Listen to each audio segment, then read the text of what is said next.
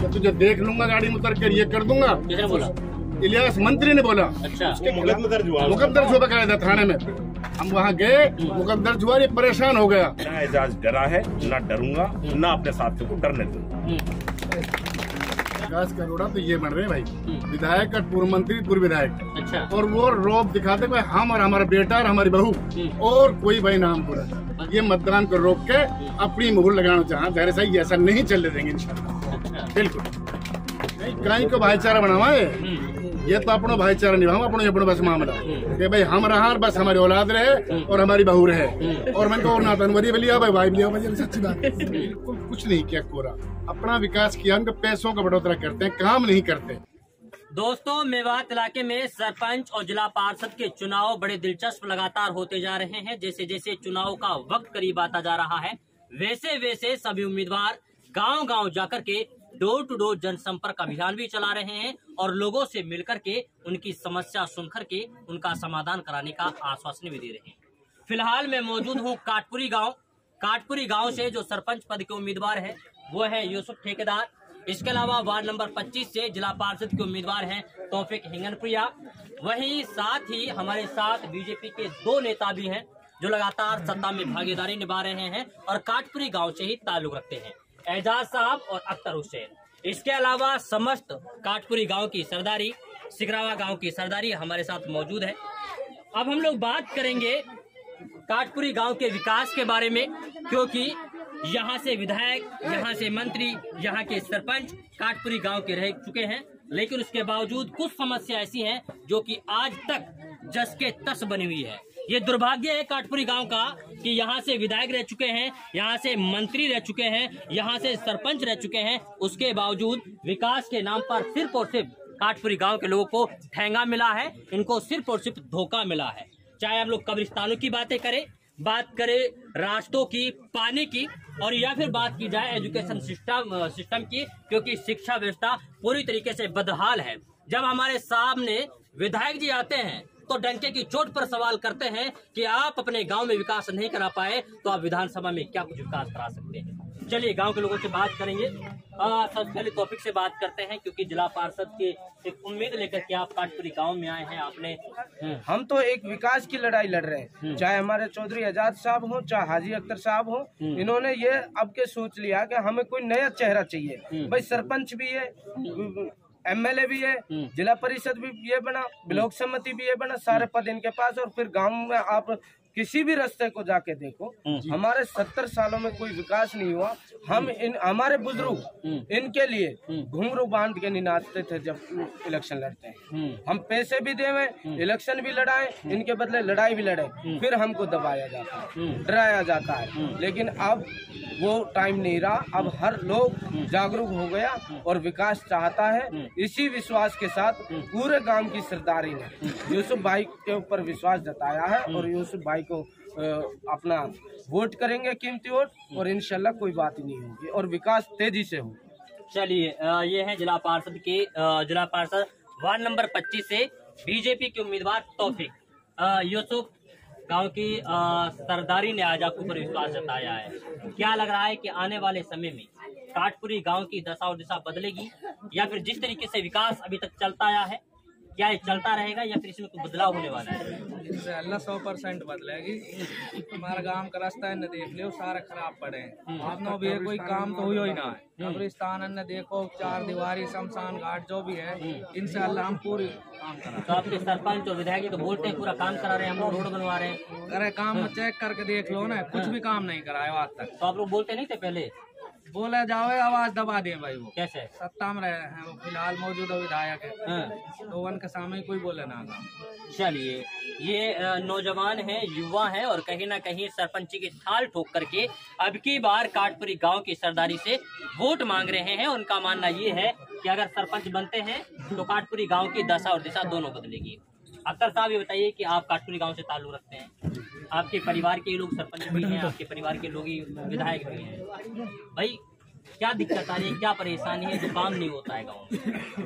70 साल से हमारे घर का राज है। एमएलए भी रहे, एमपी भी रहे, मंत्री भी रहे, सरपंच भी रहे, लेकिन उन लोगों से हमारी टकराव विकास के नाम पे हुआ। आप विकास नहीं करते, अपना विकास करते हैं, बच्चों का विकास, घर का विकास। राह रस्तों का आप तगड़े के तगड़े पे जाइए, आपकी गाड़ी पास नहीं होगी, किसी नाली पर कोई पुलिया नहीं मिलेगी और किसी नाली में कोई पानी निकास नहीं मिलेगा।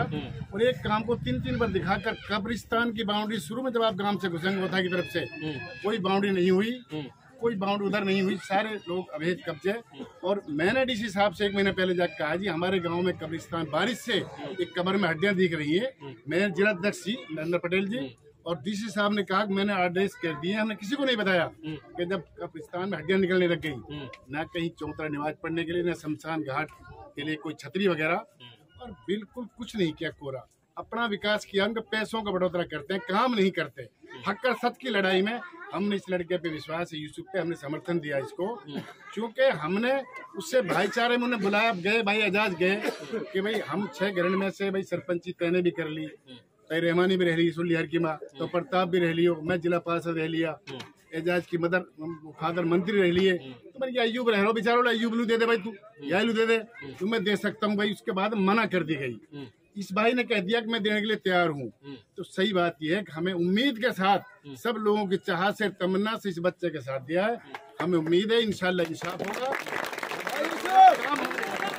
क्योंकि उन्होंने डर दहशत की राजनीति की है, अखलाक की राजनीति नहीं की।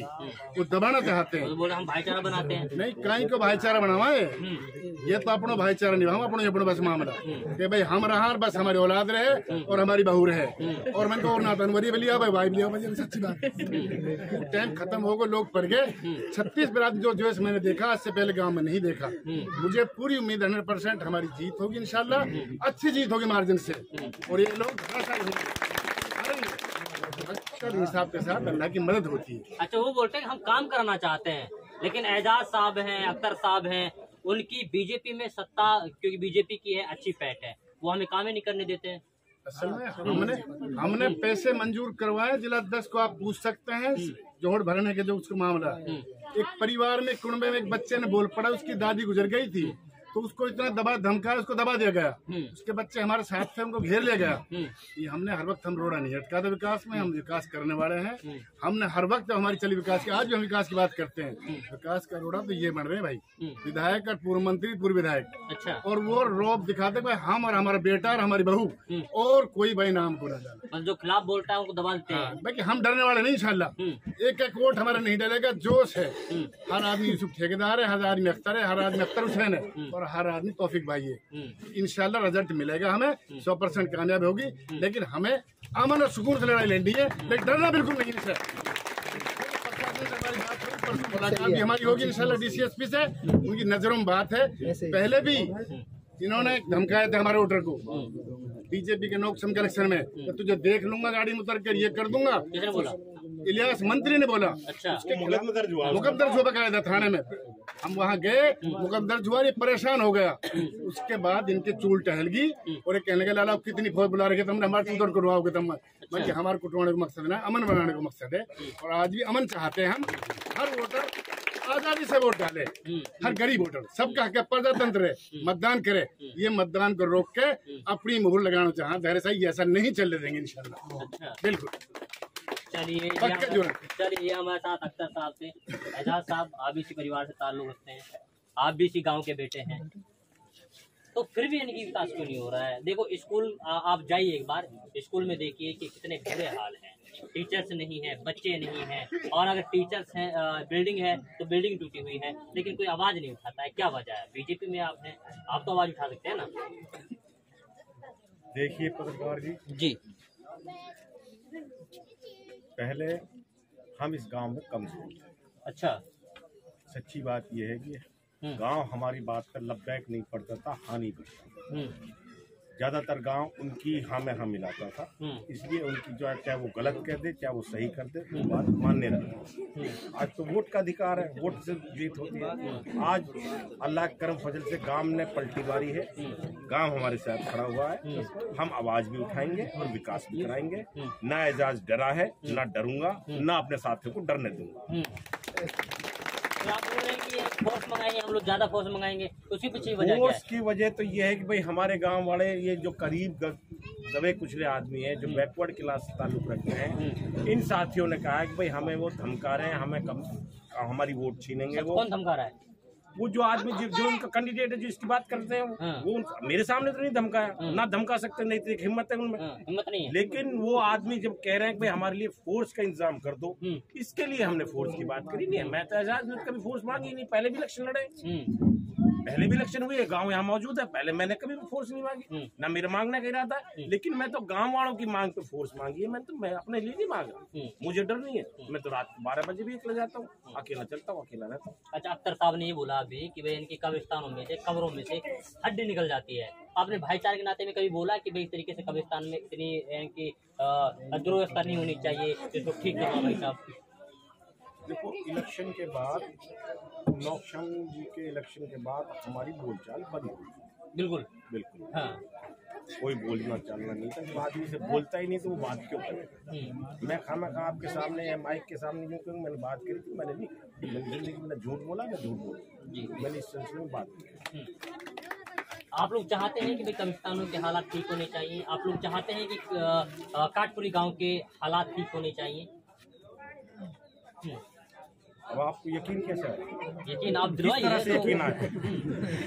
यकीन तो दिलवाना पड़ेगा, तभी तो वोट कैसे है? मिलेंगे। ये बताओ। तभी तो वोट मिलेंगे जब यकीन भाई दिलवाइए। हमारे गांव वालों को तो हम पे यकीन है कि ये विकास कराना चाहते हैं, तभी तो ये 25 साल में 30 साल में खड़े हुए हैं। हम तो 30 साल से इनके कान में आवाज लगा रहे हैं कि भाई खड़े हो जाओ, ये जुल्म कर रहे हैं, ये काम नहीं कर रहे, विकास नहीं करा रहे, लेकिन ये खड़े नहीं हुए, दबे रहे दबे रहे दबे रहे। लेकिन आज अल्लाह ताला की ताकत है, हमारी ताकत नहीं है, कि अल्लाह ताला ने इनकी आवाज में इनका जो दिल था उसको खोल दिया और ये आज खड़े हो गए। ये तो इन गांव वालों की बात है सारी की सारी। ये आज ये गांव वाले खड़े नहीं होते तो हम तो पहले से ही खड़े हैं उनके खिलाफ। हम आज थोड़ी खड़े हुए, हम तो पहले से ही खड़े हैं, लेकिन हम तो जो आज मजबूत हुए हैं। अब ये जैसा देखिए कल्लू है, इनकी जब आप देखोगे तो ये मीरासी जात से आता है, लेकिन इसकी हिम्मत, वो जुम्बैखा नाई है, ये सारे के सारे इस तरह से जो कमजोर टाइप के, ये आज हमारे साथ कंधे से कंधे ये सारे खड़े हैं। इधर कासिम वगैरह ये सब आज खड़े हो गए तो हमें किस बात का डर है? हम जो फोर्स की बात करें, हम तो इनके लिए बात करें। हमें एजाज को, अख्तर को डर नहीं लगता, ये अयूब को डर नहीं लग रहा, ये नासिर साहुन को डर नहीं लग रहा, या इन्नू को डर नहीं लग रहा। कहाँ इन्नू?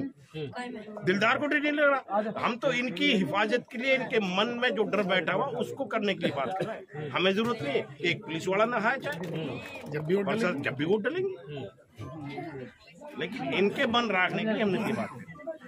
चलिए, ये डर किस बात का है और डर कब तक खत्म होगा ये तो वक्त तय करेगा। लेकिन सवाल ये है कि अगर सत्ता बदल जाती है, अगर चेहरे बदल जाते हैं, तो उसके बाद क्या वास्तव में काटपुरी गांव का विकास बदलेगा या नहीं, ये वक्त तय करेगा। और वक्त के लिए आपको थोड़ा इंतजार करना पड़ेगा। तब तक के लिए आप बने रहिए सिर्फ और सिर्फ भारत टीवी के साथ।